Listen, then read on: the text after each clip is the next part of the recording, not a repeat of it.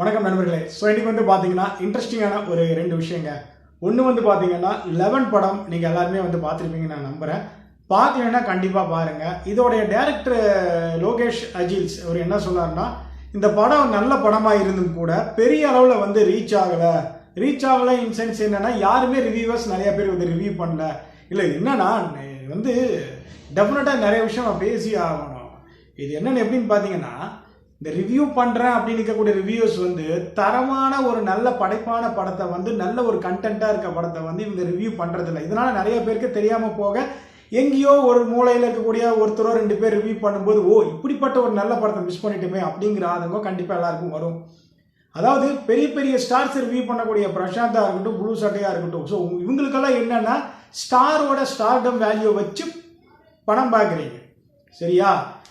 அதாவது மாறன் மட்டும் விதிவிலக்கல்ல. நீங்கள் என்ன சின்ன படத்தை ரிவ்யூ பண்ணால் ஏதோ 10 பேர் நீங்கள் நல்ல படத்தை பண்ணேன்னு தெரியும். இதால் அதையும் பண்ணுறதில்ல.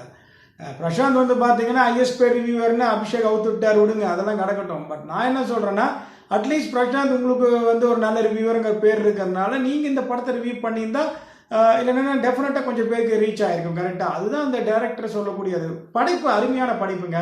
உண்மையாக 11 படம் வந்து பார்த்தீங்கன்னா ஒரு இன்வெஸ்டிகேஷன், ஒரு கிரைம் த்ரில்லராக போய் கடைசியில் வந்து பார்த்தீங்கன்னா அந்த படத்தோட ஹீரோ தான் வில்லனாகவே இருப்பார். அதோட டிரான்ஸ்ஃபர்மேஷன் செமையாக இருக்கும். இந்த படம் திரைக்கதை நல்லா இருந்தும் கூட என்ன ஒரு பிரச்சனைனா, படத்தோடைய ரீச் அப்படிங்கிறது கம்மி. ரெண்டாவது மேக்கிங் ஸ்டைலும் சரி, இந்த படத்தோட மேக்கிங்கும் விஷுவலும் வந்து பார்த்தீங்கன்னா சுமாராக தான் இருக்குது. பட் கொடுத்த பட்ஜெட்டுக்கு ரொம்ப நல்லா பண்ணியிருக்காங்க.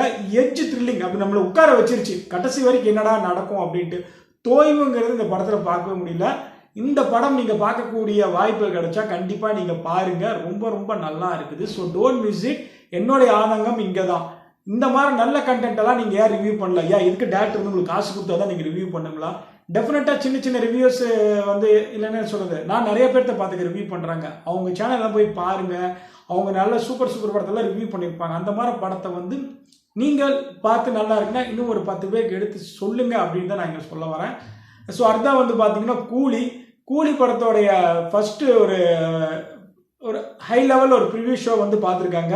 இதில் வந்து என்ன சொல்கிறாங்கன்னா, படம் வந்து ரொம்ப தரமாக வந்து வந்திருக்கு. ரெண்டாவது வந்து பார்த்தீங்கன்னா இதோடைய கான்செப்டே வந்து பார்த்தீங்கன்னா கம்ப்ளீட்டாக ஒரு கமர்ஷியல் ஒரு ஃப்ளிக் தான். இதில் ஒரு எல்சிஓ அதுக்கு இந்த கனெக்ஷனோ அந்த கனெக்ஷனோலாம் கிடையாது. இது என்னன்னா பியூர் ரஜினிஷம் ப்ளஸ் அதில் வந்து பார்த்தீங்கன்னா ஒரு பக்காவான ஒரு ஹீரோ அண்ட் வில்லனுக்கான கேம் அப்படிங்கிற மாதிரி தான் வந்து இந்த கண்டென்ட்டை வந்து பல தரப்பில் சொல்கிறாங்க.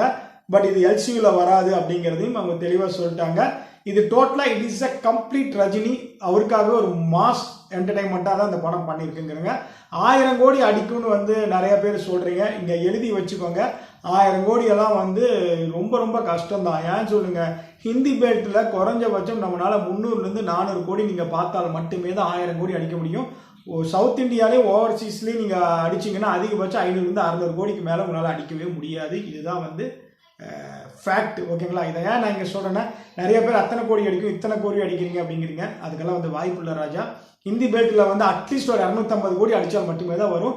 இது வரைக்கும் ஹிந்தியில் வந்து பார்த்தீங்கன்னா தெலுங்கும் வந்து கன்னடா வந்து ஏன் அடிச்சிருக்குன்னா, அந்த படத்தோட ப்ரமோஷனும் மேக்கிங்கு totally is a different type of exploring அந்த படத்தை வந்து அங்கே பண்ணியிருக்காங்க. அதனால தான் சரி, பார்க்கலாம் என்ன நடக்குது அப்படின்னு சொல்லிட்டு. நன்றி, வணக்கம், தேங்க்யூ.